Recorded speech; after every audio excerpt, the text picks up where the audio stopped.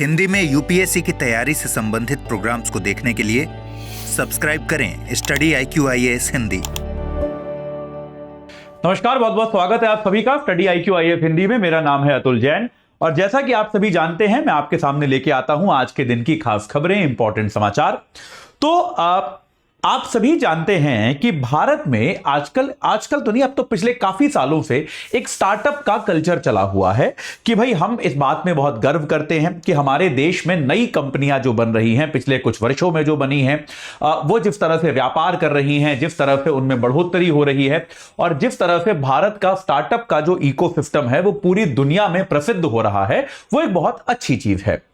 तो 2017 के बाद से, हमेशा से 2017 से एक लिफ्ट आती है। एक हुरून करके एक कंपनी है, हुरून, वो मैं आपको भी दिखाऊंगा। तो वो क्या करती है, दुनिया के स्टार्टअप में, दुनिया के अलग अलग देशों में कितने स्टार्टअप्स हैं या कितने स्टार्टअप जो है वो यूनिकॉर्न बने हैं। यूनिकॉर्न का मतलब आपको समझाऊंगा। ये दिखाता है कि आपका व्यापार जो है वो एक स्तर तक पहुंचा है या नहीं। तो कितने स्टार्टअप आपके यूनिकॉर्न के लेवल पे हैं, उनकी एक लिस्ट जारी करता है। तो 2017 से भारत में यूनिकॉर्न जो स्टार्टअप थे, बेसिकली जिनका वैल्यूएशन, जिनकी कीमत जो होती है वो $1 बिलियन से ज्यादा होती है, वो यूनिकॉर्न कहलाते हैं। तो 2017 से लगातार ऐसे स्टार्टअप्स की संख्या जो है भारत में बढ़ती रही है।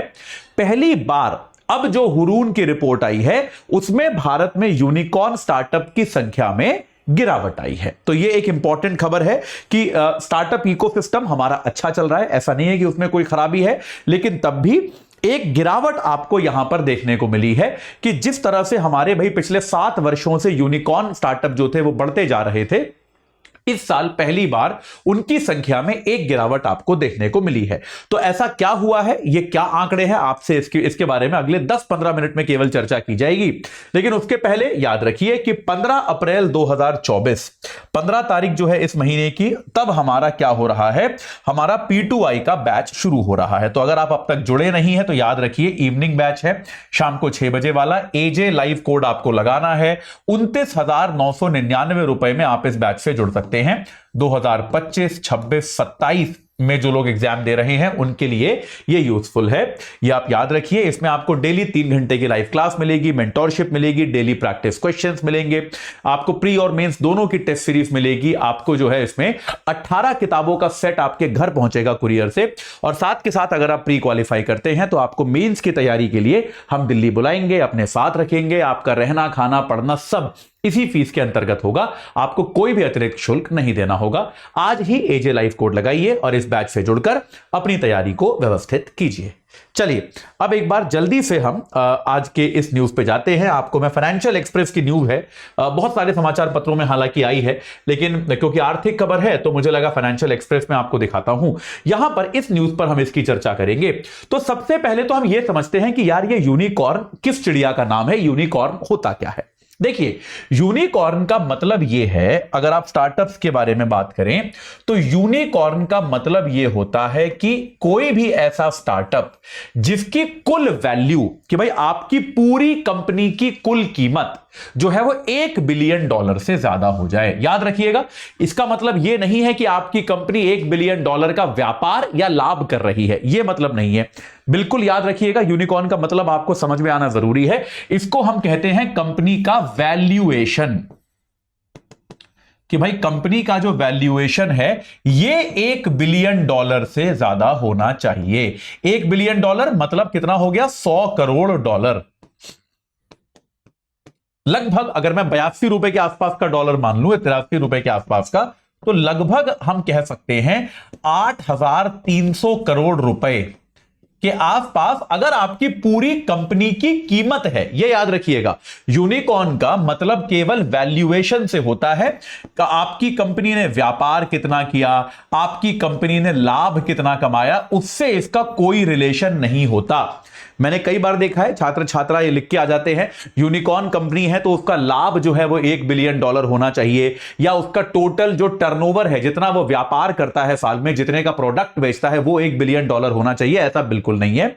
ऐसा अगर होगा तो लाभ मिलेगा, निश्चित तौर पर आप व्यापार ज्यादा करोगे, लाभ ज्यादा करोगे तो आपको वैल्यूएशन बेहतर मिलेगा। लेकिन आमतौर पे ये जो है यूनिकॉर्न का मतलब सिर्फ वैल्यूएशन से होता है, व्यापार और लाभ से इसका कोई लेना देना नहीं होता। आपको ऐसी बहुत सारी कंपनियां दिखेंगी जो यूनिकॉर्न है लेकिन वास्तविकता में वो घाटे में है, क्योंकि वो खर्चा ज्यादा कर रही हैं, आगे अपना मार्केट शेयर बढ़ाना चाहती हैं, तो वो खर्चा बहुत ज्यादा करती हैं, तो इसीलिए उनका जो है वो घाटे में भी आपको कंपनियां मिल जाएंगी जो यूनिकॉर्न होंगी।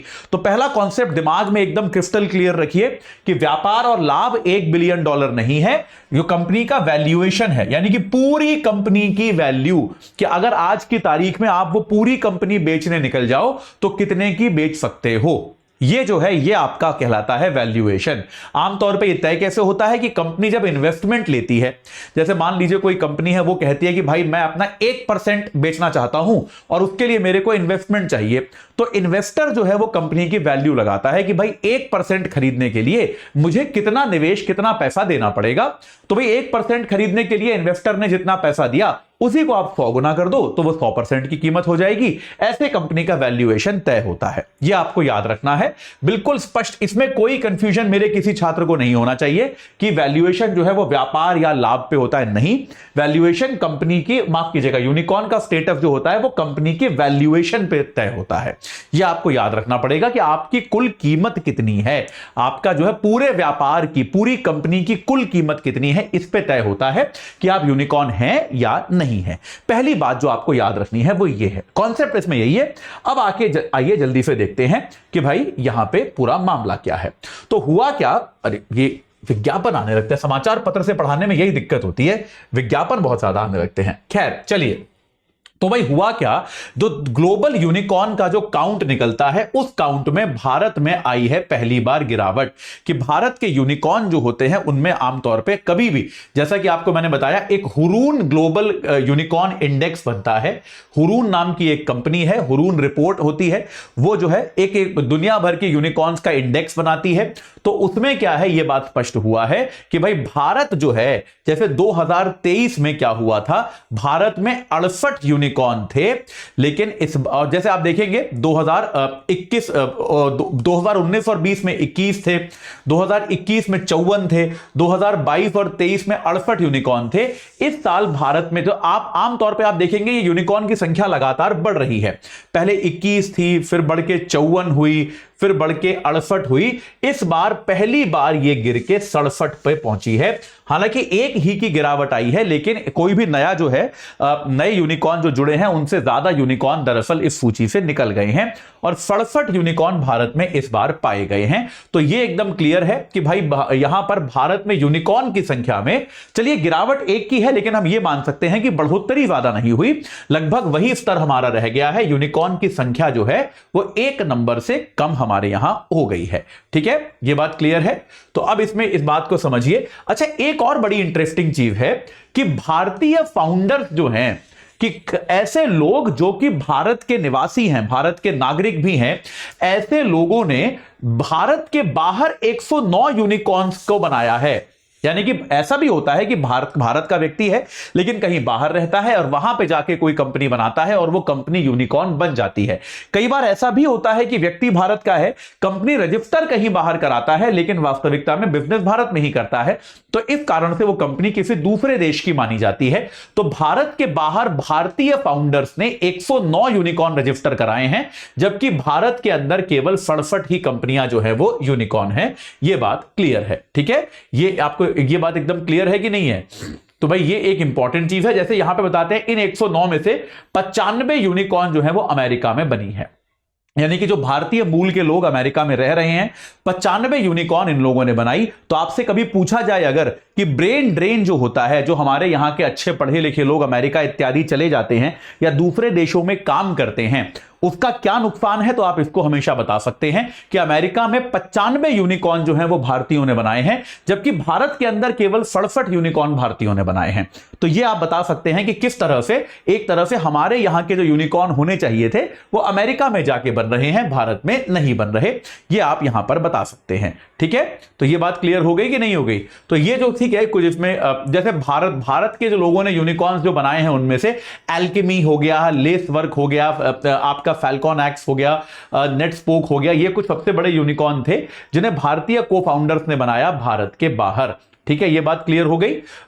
अमेरिका यूनिकॉर्न्स के मामले में दुनिया की सबसे बड़ी कंट्री थी, दुनिया का सबसे बड़ा देश था, अभी भी है। 703 यूनिकॉर्न अमेरिका के हैं इस सूची में, 340 जो है चीन के हैं, और भारत जो है वो तीसरे नंबर पे है। यह बात एकदम क्लियर है। तो भाई भारत अभी भी हम कह सकते हैं कि भारत ने बहुत अच्छा प्रदर्शन किया है।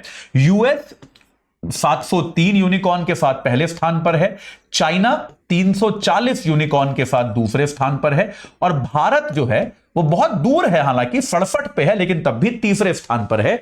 तो भारत और चीन के बीच में यहां पर कोई नहीं है, हालांकि गैप बहुत बड़ा है, आप अंतर देख सकते हैं, अंतर बहुत बड़ा है। भारत में पिछले वर्ष तक या उसके पहले तक सबसे बड़ा जो यूनिकॉर्न होता था वो बाइजू होता था। हम सभी जानते हैं अपने शिखर पे बाइजू की जो वैल्यूएशन थी वो $22 बिलियन तक पहुंच गई थी, लेकिन इस साल बाइजू की वैल्यूएशन गिर गिर के $1 बिलियन भी नहीं रह गई। तो सबसे ज्यादा एक वर्ष के अंदर अपनी वैल्यू होने वाला स्टार्टअप जो है, क्योंकि ये याद रखिएगा वैल्यूएशन अगर बढ़ती है तो वैल्यूएशन गिर भी सकती है भाई। अगर जैसे बाइजू क्लासिक केस है, एक जमाना था कि बाइजू में लोग पैसे लगाते जा रहे थे निवेशक, और उसकी वैल्यूएशन बढ़ रही थी। अब बाइजू का जिस तरह से आपने देखा होगा, जिस तरह के आर्थिक संकटों में वो गिरा है, अब उसमें कोई निवेशक नहीं जाना चाहता, तो उसकी वैल्यूएशन निरंतर गिरती जा रही है। और अब स्थिति यह है कि बाइजू की वैल्यूएशन $1 बिलियन भी नहीं है। तो बाइजू एक ऐसा बड़ा यूनिकॉर्न है जो कि शायद नहीं, भारत का सबसे ज्यादा वैल्यूएशन वाला यूनिकॉर्न था, अब वो एक यूनिकॉर्न भी नहीं रह गया है। भारत में इस समय सबसे बड़े यूनिकॉर्न्स कौन से हैं? स्विगी और ड्रीम11। स्विगी और ड्रीम11, ये दोनों भारत में सबसे बड़े यूनिकॉर्न्स इस समय हैं। दोनों का वैल्यूएशन $8 बिलियन के आसपास है। ठीक है, $8 बिलियन के आसपास दोनों का वैल्यूएशन है, और स्विगी और ड्रीम11 जो है ये भारत के सबसे बड़े यूनिकॉर्न हैं इस समय। इसके पहले बाइजू हुआ करता था, पर बाइजू के बारे में आप जानते ही हैं, बाइजू $22 बिलियन तक पहुंच गया था, लेकिन वहां से अपना व्यापार खोकर वो किस तरह से नीचे गिर गया, आप लोग इस बात को जानते हैं। तीसरे नंबर पे भारत में फिनटेक कंपनी है रेजर पे। तो रेजर पे जो है $7.5 बिलियन के वैल्यूएशन के साथ वो तीसरे नंबर पे आती है भारत में। तो स्विगी, ड्रीम11 और रेजर पे, ये भारत की 3 सबसे बड़ी कंपनियां जो हैं वो यहां पर आपको स्पष्ट तौर पे दिखाई देती हैं। याद रखिएगा इस लिस्ट में जोमैटो जैसी कंपनियां शामिल नहीं होंगी, क्योंकि वो लिस्टेड है। याद रखिएगा हुरून रिसर्च जो होती है बेटा, ये उन कंपनियों की सूची बनाती है जिनका जो अनलिस्टेड कंपनियां हैं, यानी कि जिनके शेयर स्टॉक मार्केट में नहीं बिकते हैं। जोमैटो, आपको पता है कि जोमैटो की वैल्यूएशन इनसे ज्यादा है इस समय, लेकिन आपको पता है कि जोमैटो की वैल्यूएशन जो है वो शेयर मार्केट में आने के कारण बढ़ी है। वो अपने शेयर जो है आमतौर पर लिस्टेड है, यानी कि स्टॉक मार्केट पे आप जोमैटो के शेयर खरीद सकते हो। तो हुरून रिसर्च जो होती है वो केवल अनलिस्टेड कंपनियों पर ही काम करती है। 2000 में, सन 2000 के बाद जो कंपनियां बनी है उनको काउंट करता है, और जो कंपनियां अनलिस्टेड हैं केवल उनको काउंट करता है। ठीक है, हुरून रिसर्च आगे हमको बताती है कि दुनिया में 42 ऐसी कंपनियां थी जो यूनिकॉर्न के लेवल से डिमोट हो गई, यानी कि उनका वैल्यूएशन गिर गया और अब वो यूनिकॉर्न नहीं रह गई। इनमें सबसे बड़ा नाम, हालांकि 21 कंपनियां चीन की हैं, 11 अमेरिका की है, 11 चीन की हैं, लेकिन सबसे बड़ा नाम जिसने अपनी वैल्यू सबसे ज्यादा खोई है वो है भारत का बाइजू। दुनिया में किसी भी कंपनी ने पिछले वर्ष में अपनी वैल्यू इतनी नहीं खोई जो $22 बिलियन से $1 बिलियन के भी नीचे आ गया हो। तो यह बाइजू ने एक बड़ी ही गलत तरह की उपलब्धि हासिल करी है, जो शायद कोई कंपनी हासिल ना करना चाहे। एक वर्ष में अपनी कीमत को सबसे ज्यादा खोने की जो बात है ये इन्होंने यहां पर इन्होंने घोषित करी है, ये बात स्पष्ट है। ठीक है, चलिए अब इसमें आगे देख लेते हैं। तो इसमें हालांकि कुछ और इसके कैटेगरीज होते हैं, जैसे चीता, गजेल्स और यूनिकॉर्न्स जो होते हैं। इसका तात्पर्य क्या होता है? चीता वो कंपनियां होती हैं जो जल्दी ही यूनिकॉर्न बन जाएंगी। ठीक है, और इसमें जो है गजेल्स वो कंपनी होती हैं जो अगले 3 वर्षों के अंदर यूनिकॉर्न बन जाएंगी। हालांकि ये उतने प्रचलित नहीं है। चीता वो कंपनी होती है जो अगले 5 वर्षों में यूनिकॉर्न बन जाएंगी, जिनके बारे में संभावना है। यानी कि ऐसी बहुत सारी कंपनियां हैं जिनका अभी वैल्यूएशन $1 बिलियन नहीं है, लेकिन उनके व्यापार की ट्रैजेक्टरी को देखते हुए, उनके व्यापार के मार्ग को देखते हुए यह स्पष्ट होता है कि आने वाले कुछ वर्षों में ये यूनिकॉर्न बन जाएंगी। तो भारत और चीन दोनों में ऐसा लगता है कि ऐसी बहुत सारी कंपनियां हैं जो आने वाले 3 से 5 वर्षों में यूनिकॉर्न बन जाएंगी। तो अभी अगर यूनिकॉर्न का काउंट भारत में कम है भी या कम हुआ भी है तो यह उतनी चिंता की बात नहीं है, क्योंकि आने वाले समय में निश्चित तौर पे यह काउंट जो है यह बढ़ने की संभावना है। ठीक है, शहर के स्तर पे बैंगलोर जो है वो दुनिया में 7वें नंबर पे काउंट किया गया कि 32 यूनिकॉर्न कंपनियां बैंगलोर में थी। ठीक है, मुंबई जो है दुनिया में 19वें नंबर पे काउंट किया गया, 14 यूनिकॉर्न कंपनियां जो हैं वो मुंबई में थी। दुनिया में सबसे आगे सैन फ्रांसिस्को था 190 यूनिकॉर्न्स के साथ। ठीक है, दूसरे नंबर पे न्यूयॉर्क था 133 यूनिकॉर्न्स के साथ, और तीसरे नंबर पे बीजिंग था जिसमें 78 यूनिकॉर्न थे। ठीक है, और अगर आप देखें तो बाइट डांस जो कंपनी है, जो बेसिकली टिकटॉक की पेरेंट कंपनी है, वो दुनिया में सबसे वैल्यूएबल यूनिकॉर्न है 220 बिलियन डॉलर के वैल्यूएशन के साथ। दूसरे नंबर पे स्पेसएक्स है जो एलॉन मस्क साहब की कंपनी है, 180 बिलियन। ओपन एआई तीसरे नंबर पे, एंट ग्रुप चौथे नंबर पे, और शीन जो कंपनी है वो 5वें नंबर पे यहां पर आती है। ये दुनिया के कुछ सबसे ज्यादा कीमती यूनिकॉर्न आपको देखने को मिलते हैं। अब सवाल यह आता है कि भारत में यूनिकॉर्न्स अगर घट रहे हैं तो वो क्यों घट रहे हैं, या फिर क्या यह कोई चिंता की बात है। मैं व्यक्तिगत तौर पे नहीं मानता कि यूनिकॉर्न्स कोई चिंता की यूनिकॉर्न्स का घटना या बढ़ना कोई बहुत ज्यादा प्रसन्नता की बात नहीं होती, घटना कोई बहुत ज्यादा चिंता की बात नहीं होती। देखिए, अगर आपके यहां यूनिकॉर्न एकदम ही खत्म हो जाए, क्योंकि गिरावट ऐसी कुछ हुई नहीं है, हम ये कह सकते हैं लगभग उतने ही रह गए, 68 से 67 हो गए, वो ठीक है। बाइजू गिर गया, आपने देखा तो ठीक है, क्योंकि कई बार क्या होता है, कुछ कंपनियां जो होती हैं वो केवल वैल्यूएशन के आधार पर उनमें निवेश होता रहता है, इसलिए वो बड़ी बनती रहती हैं, उनके व्यापार के बेसिक्स ठीक नहीं होते, तो इस कारण से जो है वो कंपनियां अपनी वैल्यूएशन खो देती हैं। तो ऐसे थोड़ी बहुत गिरावट आना यूनिकॉर्न में कोई खास समस्या की बात नहीं है। पूरी दुनिया में वैश्विक मंदी की आहट थी, हमने ये देखा। आमतौर पर हमने देखा कितने सारे स्टार्टअप्स भारत में फंडिंग के लिए इस वर्ष जो है परेशान रहे, तो बहुत सारे स्टार्टअप्स ने जितनी उनकी वैल्यूएशन थी उससे कम पर भी अपनी फंडिंग जो है प्राप्त करी। कि जैसे मान लीजिए, अगर मुझे ऐसा लगता है कि मेरा कोई स्टार्टअप है, मैं मानता हूं कि उसकी वैल्यू $1 बिलियन है, लेकिन कोई भी निवेशक इस समय $1 बिलियन की कीमत पे मेरे स्टार्टअप को $1 बिलियन का मान के फंडिंग देने को तैयार नहीं है, और मुझे पैसा चाहिए क्योंकि मुझे अपनी टीम को तनख्वाह देनी है या फिर मुझे जो है अपने प्रोजेक्ट को चलाना है, तो मैंने कई बार खुद से अपना वैल्यूएशन कम करके भी फंडिंग प्राप्त करी। तो चूंकि अंतरराष्ट्रीय बाजार में थोड़ी सी वित्त की कमी थी, एक अंतरराष्ट्रीय मंदी की दस्तक थी, आहट थी, इस कारण से भी ऐसा हो सकता है कि कुछ स्टार्टअप जो है वो यूनिकॉर्न बन सकते थे, लेकिन उन्होंने यूनिकॉर्न बनने का अवसर जो है इस समय जाने दिया। इसका मतलब यह नहीं है कि भारत में यूनिकॉर्न्स की जो, माफ कीजिएगा, स्टार्टअप की जो संस्कृति है वो अच्छे से नहीं चल रही है। स्टार्टअप कल्चर भारत में अच्छा है, अभी भी आप देखेंगे कि युवा जो है स्टार्टअप कर रहे हैं, कॉलेजेस में भी बच्चे अब स्टार्टअप कर रहे हैं, और काफी सारे स्टार्टअप ऐसे हैं जो आपको रोजाना पता चलते हैं जो कि अच्छा व्यापार, अच्छा बिजनेस कर रहे हैं। तो मेरे विचार में यह कोई ऐसी बहुत बड़ी चिंता की बात नहीं है कि अगर हमारे स्टार्टअप में इस एक वर्ष में, क्योंकि यह वर्ष खराब था, यह वर्ष हम सभी जानते हैं कि निवेश के दृष्टिकोण से यह वर्ष खराब था, स्टार्टअप में बहुत कम लोगों ने निवेश किया, तो ऐसे में अगर थोड़े कम पैसे भी इस वर्ष आए तो इसको लेकर कोई ज्यादा चिंतित होने की आवश्यकता मेरे विचार में नहीं है। ठीक है, मैं आशा करता हूं कि ये पॉइंट जो है आपको समझ में आ गया होगा। छोटा सा इसमें 1-2 बिंदु थे जो मैं आपको बताना चाहता था, मैं आशा करता हूं वो आप तक पहुंच गए होंगे। तो भाई एक बार आपको फिर से बता दूं कि हमारा P2I बैच जो है वो 15 अप्रैल 2024, अभी यानी कि 5 दिन बाद शुरू हो जाएगा। शाम 6 बजे का बैच होगा। एजे लाइव कोड लगाना है, 29,999 रुपए में आप जुड़ सकते हैं। 2025, 26, 27 के जो अभ्यर्थी हैं उनके लिए बैच सूटेबल है। रोज 3 घंटे की लाइव क्लास आपको इसमें मिलेगी, नोट्स मिलेंगे हैंड रिटन, आपको डेली प्रैक्टिस क्वेश्चंस मिलेंगे, उनका इवैल्यूएशन मिलेगा, मेंटोरशिप मिलेगी, 18 किताबें, पूरी स्टडी आईक्यू की 18 किताबें आपके घर पहुंचेंगी कुरियर से, और साथ के साथ अगर आप प्री क्वालिफाई करते हैं तो मेंस की तैयारी के लिए आपको हम दिल्ली बुलाएंगे, अपने साथ अपने कैंपस में रखेंगे, आपका रहना खाना पढ़ना सब इसी फीस के अंदर इंक्लूडेड होगा। तो आज ही आप एजे लाइव कोड लगा के इस बैच से जुड़ जाइए और अपनी तैयारी को एक सही आकार प्रदान कीजिए। इस सेशन से जुड़ने के लिए आप सभी का बहुत बहुत धन्यवाद। हिंदी में यूपीएससी की तैयारी से संबंधित प्रोग्राम्स को देखने के लिए सब्सक्राइब करें स्टडी IQ IAS हिंदी।